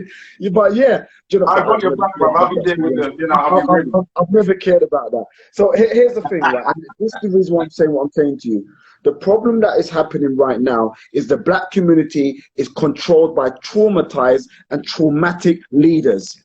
And people, see, here's the thing. When you look on a girl, for example, she's pretty, she's fit, she's sexy, whatever. People see the pretty and the fit and the sexy, but they don't see the trauma. When they see a lot of guys, they see the car, the jewelry, the lifestyle, all the rest of it, but they don't see the trauma. Say that again. We are led by traumatized people. Not all, but most traumatized people. I remember I said in one of my relationships one time, I said, baby girl, I trust you. I don't trust your trauma. So I need to work out which one I'm in a relationship with most of the time. And just like in our community, I trust that our community is trying the best that they can do, but I don't trust the trauma. So sometimes I don't know what's being governed at the moment. Is it the traumatized side of our community, or is it the side where we are more logical? Because smart people are not logical. Sorry, emotional people are not smart, and smart people are not emotional. And when you look at most of our leaders right now, bro, you're spitting bars. You need to slow down, bro. I apologize. This is how my brain works at this speed. That's all right, King. Keep going. Keep going. People love it. Are not emotional, and emotional people are not smart. And so we've got to work out most of the time. When we're being emotional, there's no place to be smart. Mm. And when we're being smart, there's no space to be emotional. So at this precise time, we've got to ask ourselves, do we trust our trauma to lead, or do we trust our logic to lead? That's so bloody profound, bro. Very, very profound, brother. Buzz! Buzz. So here we are. And to be honest with you, away from someone like myself who just don't care what people say about, I don't care what people say about me, right? But there are other very good people in our community who do actually care, what people say about them, and they could be the next leaders if we give them enough push, enough confidence, and enough energy to step forward. But we are in a community right now who would use a baseball bat to destroy an ant if they could. That's how much anger and frustration is in place. That's and how much rage. Yes, sir. You know, and so here we are. Here we are today. Come on, and brother. So in order for us, so going back to the point when it comes to, I'll tell you what's been good. I like, what I like about our community. I like what I call the red flags. I like that. Yes, what I like is if a child is missing, the community starts posting straight away. That's good. Beautiful. I love it. Love it. I do love that about our community. I do love that when there is a problem, the community starts posting straight away. I think social media is good when it comes to that side of it. I do believe that our community should have logical leaders where things should go through. I think that would be very hard to do, but I believe that's what should be done. I believe that people should be vetted. See, the problem is, I believe that our community is governed by how much views you've got, and our community is governed by how much likes you get. How much? What is that again, bro? So I didn't catch that. Views and likes. Oh yeah. It's very much a surface dwelling. Yeah. So straight away, our leaders are normally governed by them saying 2 weeks of something really smart and 10,000 likes or 100,000 views, and all of a sudden they qualify as a leader. Yeah. And I think that's very dangerous in our community. Yeah. It's crazy. And I tell you what, that's going to open up. That's going to open the door for us to get infiltrated by others. So, for example, that's already happening. That's already happening, bro. Well, imagine a company, for example, said, "All right, you know what? We want to infiltrate their community. Let's put let's put 100,000 into this particular person's marketing. Give them some slick stuff to say, and in 2 years' time, we'll lead the people in a certain direction." I believe because our community doesn't have any filters, or doesn't have a certain quality control to say, hold on, if you're going to be one of our leaders, who are you? What are you? Where do you come from? What do you represent?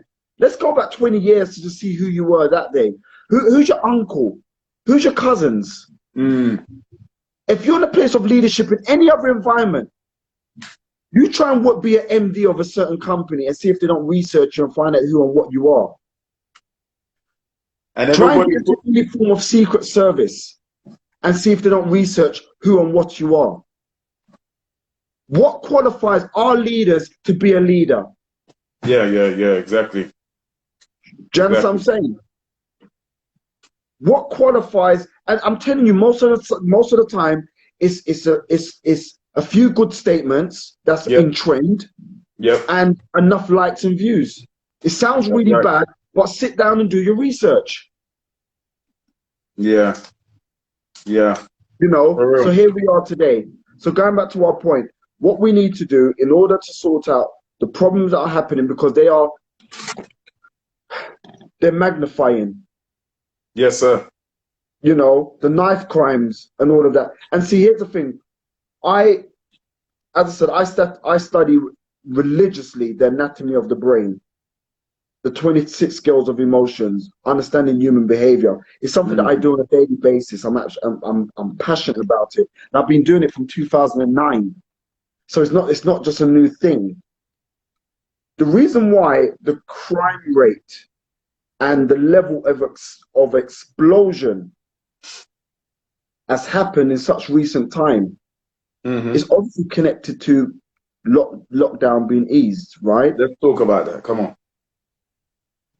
The amount of anger and trauma that was happening behind the scenes in people's homes, that as soon as you let everyone out, jeez, one big explosion happened. It's almost like in one day, you're like, hold on, knife crime in a sword fight or a machete fight in Greenwich. Hold on, what's happening in Brixton? Hold on, what's happening over there? What's going on in Peckham? This is all in the span of like a week, give or take. Right? This happened within a week. Why is this happening in such a short space of time? Well, one of them's an obvious reason, because lockdown was eased up. So what was happening to the key question that you got to ask yourself, which should always be, what's happening behind the scenes when people are at home? What are their self-conversations? Yes, sir. What is their belief system?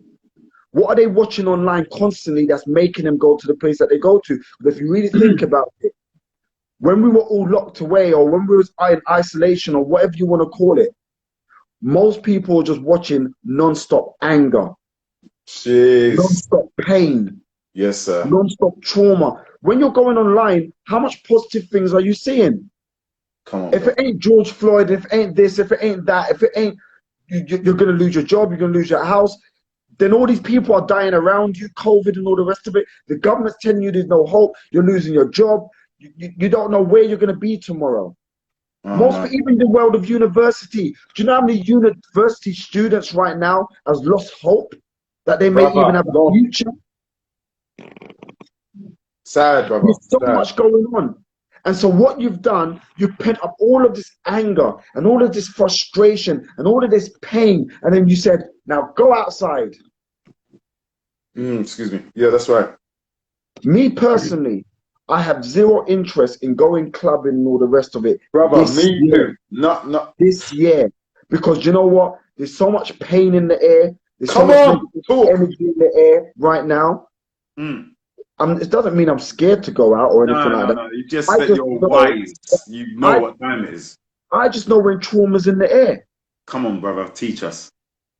Do you understand what I'm saying to you? So until all of that filters itself out and we have some proper therapy instead of... you're going to be coming to the black cinema, not just black cinema gatherings that we're going to be doing at Black Car Speakers Lounge.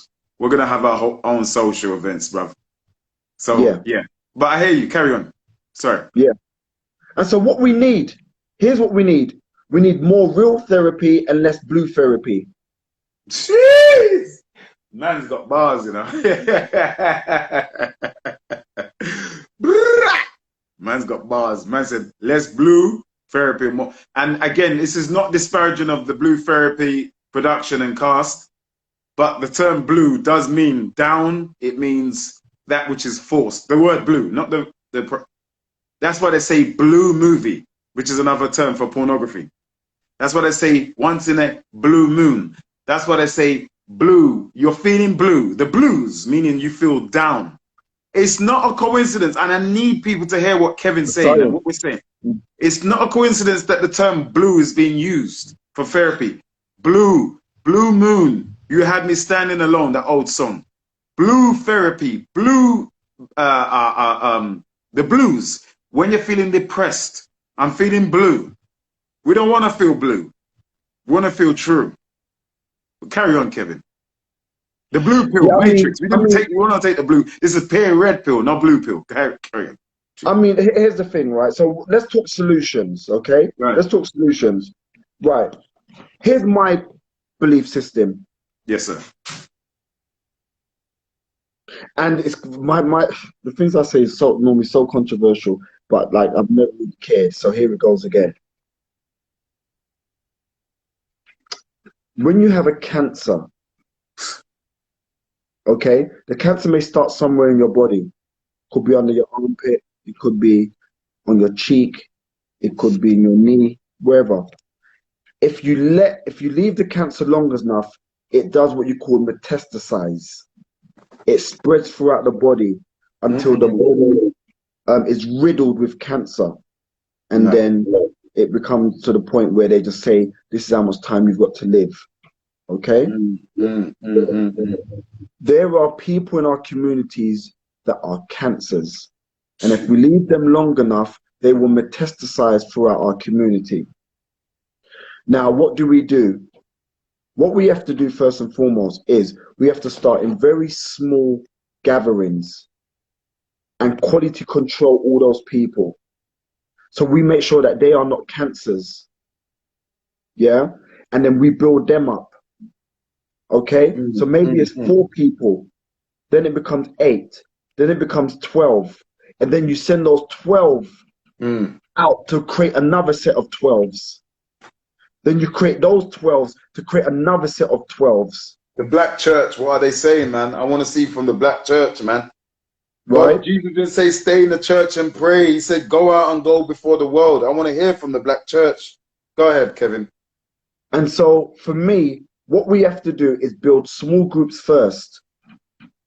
Right? And how do we know it? Because this is what the Chinese community done as well. Because I studied them relentlessly. And what they done, no matter what you think or feel, right? It doesn't matter. Yeah, I'm just telling you about the science of it.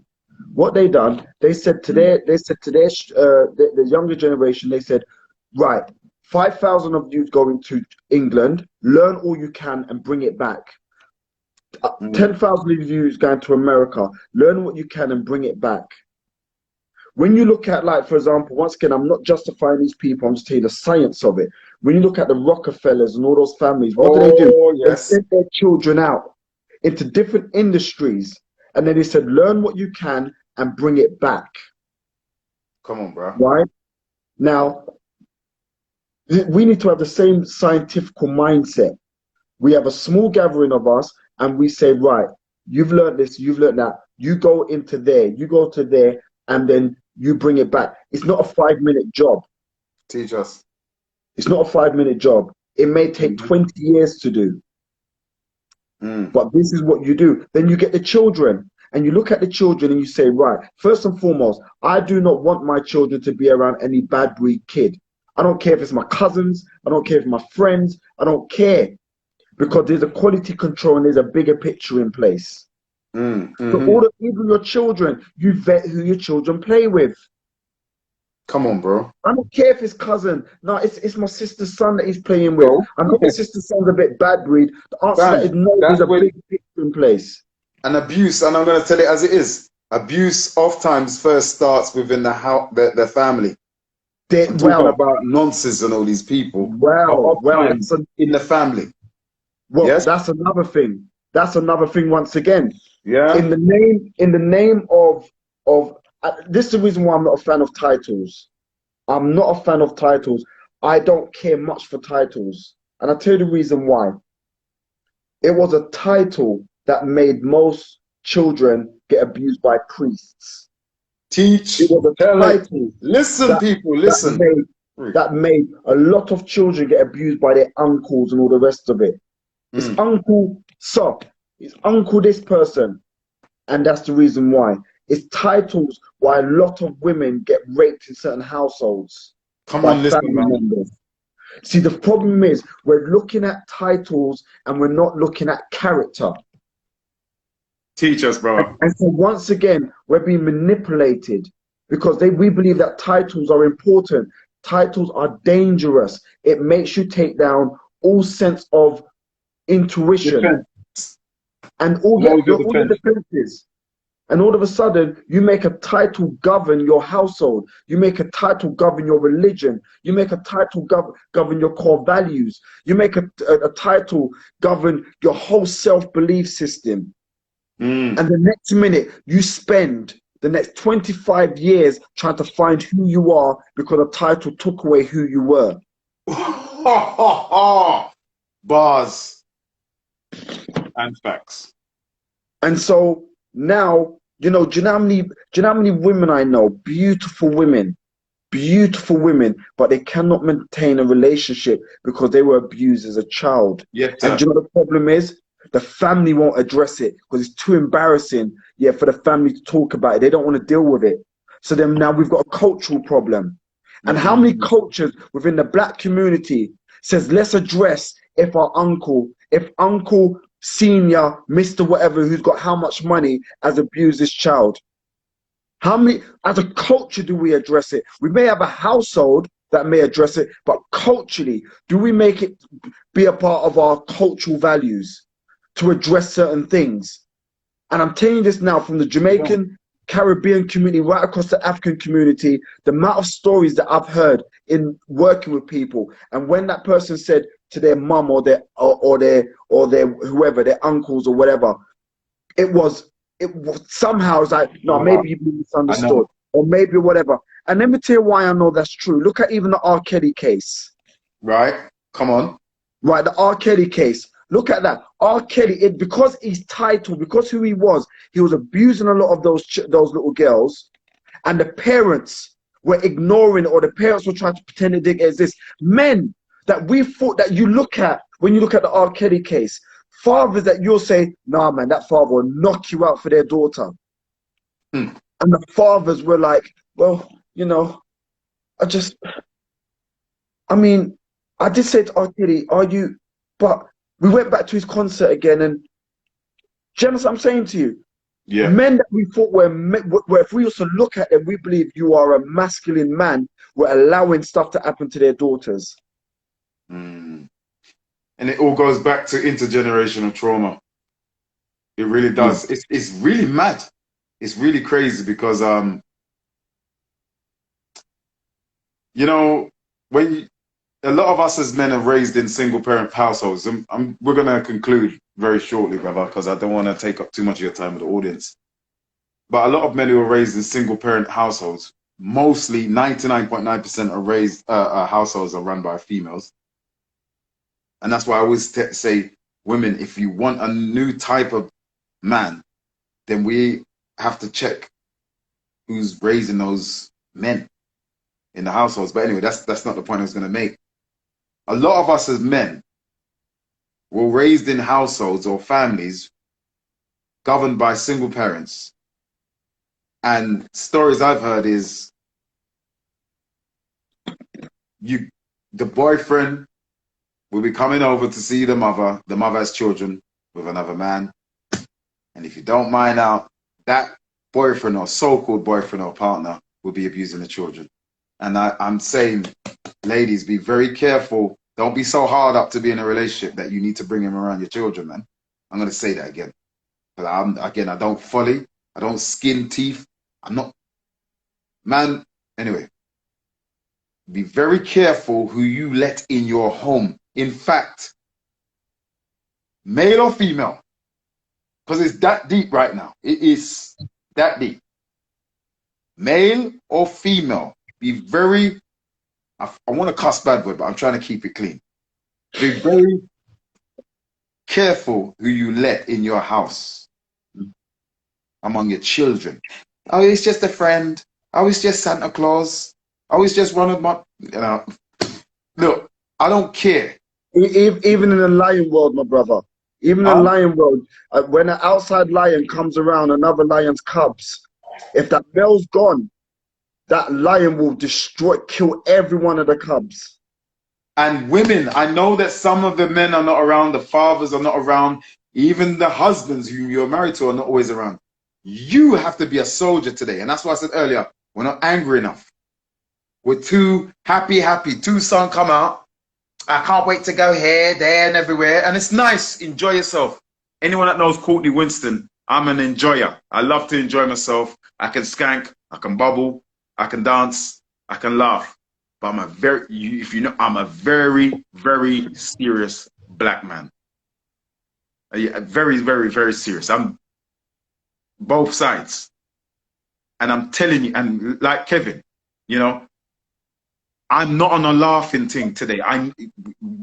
When we know what time it is, you're going to move differently, man. And I tell the young men around me who I have the honor of sharing, not just teaching, but sharing knowledge with, because I learn from them.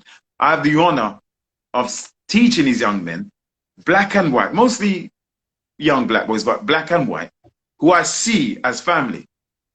I have the honor of saying to these young men who are brilliant in my minds, and they may even be on this live as well, that this is a crucial time for you.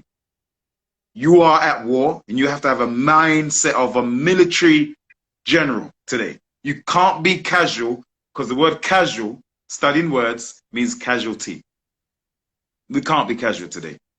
You can't be just casual. We gotta be, and I'm talking about the protection of self and our children. You can't, just send your children to the shops. Casual. You gotta teach your children how to fight.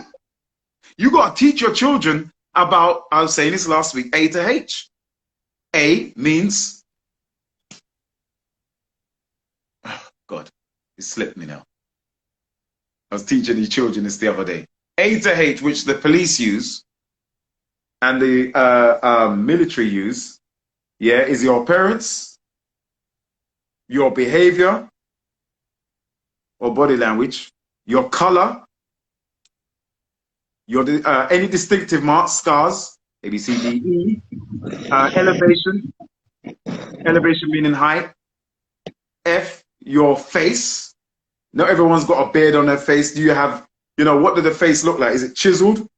Or is it, do they have a stubble? That's the face, A, B, C, D, E, F, G. G, your gait, your body language, how that person stands. Are they hunched over or they're standing up straight? G, A, B, C, D, E. And I have to do the alphabet every time I do this. G, H, your H is, A to H is your, not height, your hair. If you have hair on your head. Teach the children A to H description. Because if they practice this on the street, then they'll be able to recognize faces, distinctive looks. Even when it comes to cars, you got to learn scrim. S-C-R-I-M. People, put this in your Google. S-C-R-I-M, which is how you quickly describe vehicles, registration, any marks on it. Is it a hatchback? Is it a 2-door? Is it a 5-door? Does it have spoilers? Is there tints? What color is it? You can know all of these things. The police use this. Scotland Yard use this. A to H people. Don't teach your children to be casual. And don't have children if you're not ready. I'm going to say it. I'm going to say this. We're too much into this baby. Oh God, please. I don't want to hurt no one, but we have to take accountability. We are applauding the single parent culture too much. We are applauding. Yeah, you go, girl. You go to the brother. Yeah, be a single daddy or single mom. If you are that, God bless you. That it is what it is. I come from a single parent household, but it's not something to be celebrated. Sorry, don't celebrate. Oh, I'm just gonna have kids. I heard a lot of men and women saying, "I'm gonna have kids by the time I'm 30." I said, your husband, your wife first. What about marriage? Well, yeah, a lot of people have accepted the fact they're not going to be married or at least be partnered up solidly to have children. A lot of people say, I'm just going to be on my own. And as Kevin Samuels would say, be a dog mum or a cat mum. We've got the certain things we can't accept anymore, man. These things are recent. The single parent household, which came from a certain movement in the 60s. We've got to be critical now. We can't be, yeah, she's got a kid. We can't be doing that no more. Well, do you know, even from a financial perspective, right? Let's say, okay, I want to talk about the mindset, but let's talk about if you are a single parent, sorry, Kevin, to cut you. If you are a single mom and dad, I'm not. There's no disparaging comments towards you. I'm not saying that you're wrong. I mean, no way. You're so valuable as a woman to give birth to a child that without you, we couldn't be here. So I'm not putting you down. But what I'm saying is a culture, as Kevin's been discussing, we can't be celebrating it as it's the norm. But I want to big up all the single parents out here who are doing a sterling job. You are valuable. You're important. But for the next generation and those coming up, let's get marriage back on the cards. Let's get union back. Sorry, Kevin, go ahead. Do you know how many stories we all have read and seen where it said, this boy is a straight A student, he was a good child, he was mummy's boy, he was daddy's boy, and all the rest of it, and he's now been stabbed and killed. Yeah? And he was a good boy, and he was a mummy's boy, and he was a straight A student, and he wasn't affiliated with gangs. How come he got killed there? Do you know why? Because good people are in the wrong areas. And that's another side of it. We need to start moving around. I'm telling you, we need to, no disrespect to no area, once again, but if you're having a child, and if you want to bring up that child in a certain way, you can't be in the Brixtons and the Peckhams and the Croydons and the certain areas and so on and so forth. Let's just be real here. Do you understand what I'm saying to you? Because your child has to go to school through that gang line. Your child has to come home through that gang line. Your child's gonna have to make a decision. Am I a part of this world or I'm not a part of this world? Your child's either gonna be bullied or gonna be the aggressor. Listen, so there's a school by Summer Leighton in Brixton, right? Yeah. And I know a little boy, well, he's a big man now, but at the time there was a little boy that he used to live nearby Stockwell. So in order to get from Stockwell to Summer Leighton, you have to go through, or you got to go up Gresham Road, you got to pass Angeltown, then you got to go through Summer Leighton to get to this school. Stockwell Estate or Stockwell Tube Station, that area. Where Oval is. No, sorry, I'm thinking Oval. No, you're correct. I know what you mean. You're correct. It was close to Stockwell Tube Station. So you got to pass Stockwell Park Estate, then you got to cut through Brixton, then you got to go through Angeltown, even if it's around, then you got to cut through Summer Leighton. I used to, for about 2 months, I had to walk that boy home because his mum and dad said, Kevin, he keeps it like every time he goes to school, there's one set of boys running after him when he's going to school, and there's another set of boys running him down when he's leaving school. Yeah? How can a child focus being so stressed? There's another side of it. You've got to financially put yourself in an environment where you can financially make sure that your children are safe. Now, I'm not saying that, don't get me wrong, look, you're having stuff that's happening now in Hyde Park, and you're having stuff that's happening in Selfridges. So, yes, things are bleeding into areas where they shouldn't happen. Yeah. But what I am saying is, at least give your child a financial chance. Exactly. Choose the right partners, man. Choose the right partners who care. I know partners where one partner says, nah, I don't believe in private school. Why? Because they just don't want to invest in it. And you got the other partner saying, do you know what? But I think private school should be ideal for our child. Hold on a second. Only now you've had that conversation after having a child. Brother, you said it, man. You said it. Do you understand what I'm saying? So we need that level. And this is the thing, that's what I'm trying to say to you. You need that level of quality control. And do you know what? I would say, it sounds really bad, women, you need to step up your quality control because men are here to, as men, we dominate, but we dominate in different ways. Some men want to dominate in the world of just getting as much women as possible. Some men just want to dominate when it comes to economies. Some men just want to dominate when it comes to lifestyle or industries. Some men just want world power. Do you understand what I'm saying? As men, we dominate.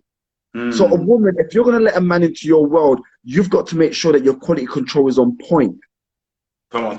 Now, I'm not saying that us men shouldn't be responsible, but what I am saying is this. Two things we know. Yes, sir. Women have the gateway to sex, and men have the gateway to relationships. Well, say that again. Jeez. Listen, women have the gateway to sex. If a woman says no, and a man still has sex with her, that's rape. So women have the gateway to sex. Men have the gateway to relationships. So once a man sleeps with a woman, he chooses if he wants to be with her properly. So a woman has to make sure that the gateway is not just sex, but the gateway is also relationship. Does he qualify first and foremost to be a husband? And secondly, am I going to put him through the journey where he respects me for me to be his wife? Now, I'm not saying it's always going to work out in favor, because people change, people lie, people deceive. But what I'm saying is your quality control has to be on point, because your child is going to pay the price. You're not going to pay the price. Your child's going to pay the price. Women feel like they pay the price. They don't pay nothing in comparison to their child. Come on, I want you to say that again, bro. And the child pays the price when it comes to schooling, when it comes to self-understanding, when it comes to, if he's a boy, understanding who he is as a boy going into a man. If it's a girl, understanding that she doesn't need to look at a man 30 years older than her to find a daddy in a relationship. Back to full circle now, 360, back to our character in the Blue Therapy. Exactly. Debbie is looking for a father in a boyfriend. Do you understand what I'm saying to you? So straight away, that's what I'm trying to say. Like, these programs will exist if we have the quality control in the first place. And that's what I was saying to you before. It starts with self. Come on, bro. It starts with self. Come on. And until we understand self, we're going to have so much more blue therapy. It's going to be red therapy, blue therapy, purple therapy. There's going to be so many different therapies. And it's just going to be another joke. So back to my original point before I finish off. What is the solution? The solution is first and foremost self-education, self-understanding, have a proper relationship with God. Then you go into the world of quality control. Who comes into your circle? Who are you getting with? Who are you having a relationship with? Who are you having a baby with? Do you understand what I'm saying? Then it goes to the next point of it. Make that money. Put your children in certain environments. Give your children a chance. Build a world view and not a local view. Don't make your child have to be running through different areas because they're scared of who may rush them today. And a lot of the young men won't say what's happening to them. They'll keep it to themselves. They keep quiet because of the ego, the male ego. They're not going to say, look, I need you to walk with me. If we never know ourselves, if we did, when did we lose ourselves? Well, here's the thing, right? What is self? That's the question. What is self? That's for another time, brother. I'll tell you the truth. Yeah, but we'll do that on another one, because that'll be a very interesting one. But yeah, I'm definitely gonna push up, because I've got a mastermind meeting at 10 o'clock, and I'm 30 minutes over. So, and brother, me too. I got to run off as well. And plus, you know, when you've been drinking, they calls. Let's keep it 100. Hey, sponsor the thing. Super, sponsor the thing. Sponsor us. And talking about that, just a quick one, guys. Please look out for my. I've got two different shows coming up. So I've got one of them called Kevin Bennett's Trauma, believe it or not, where I'm interviewing people that are going. Well, it's like kind of a session. I should say interview. Where I'm doing like a session with people that are going through trauma, etc. And we find the trauma, we discover it, and we find a solution. So that's some of the shows, and other shows people's got over their trauma and they explain how they've got through it. So Kevin Bennett's Trauma, look out for that. We're on episode 7, so we're going to do probably about 2 more episodes before we start releasing them out on YouTube. And also as well, another show that I've been working on is One Day of Kindness. One Day of Kindness is about, for one day, we find someone that's going through something and we do something amazing for them. So we've done one episode of that one. It's really, really powerful. A woman that's homeless. She lost so much. She lost everything. And so for one day, we really turned her life around as much as we could. And so that's really cool. I've also got a company launch called Bennett. Bennett is about helping people that's going through trauma and going through all different things. So I'm focused on it pretty much 24/7, helping, building, empowering. And so, yeah, man, so just please look out for those, and it's going to be amazing. People, please follow, like, and subscribe to Kevin Bennett. Listen, I know this brother, and this is my friend and my brother, and I'm telling you, he's doing mighty things. So let's follow what we do here, because we've got big things going on. Share this video. Be it on YouTube, be it on Facebook, be it on Twitter, be it on Instagram, Instagram, instantly. Share this. Share this in schools. Share this with mothers, fathers, everywhere. Because Kevin, brother, what we got to do is talk about men and fatherhood very soon. A lot of men actually commit suicide because they don't have access to their children due to the so-called justice system of this country and America. And a lot of children are missing out on their relationship with their fathers due to other things that have taken place, you know, and we need to end these things that travel from generation to generation like some duppy destroying our people. Then we can't have it. We've got to stand up, make a stand now, like this is the last stand against Thanos, who wants to try and click his finger and try and take away our destiny. It can't happen, bro.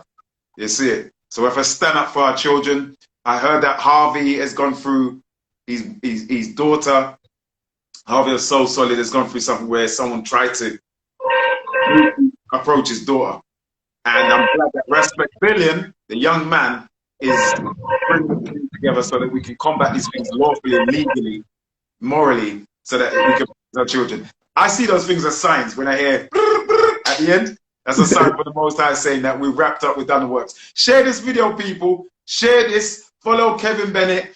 Follow what we do here. Courtney Winston. I've got my own personal page on Instagram, and we've got the Black Car Speakers Lounge. This was a very good session. Thank you very much, Lecture. Ever Bitcoin.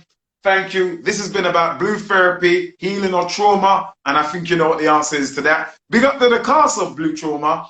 What we want now is more things in there that can add toward the healing, because you are beautiful, all of you, the cast members, and we all have to grow. We are not judging you, because we are the same. We are one people. Let us take accountability. Kevin, brother, we'll speak offline. Everyone follow up the ting, pan up the ting.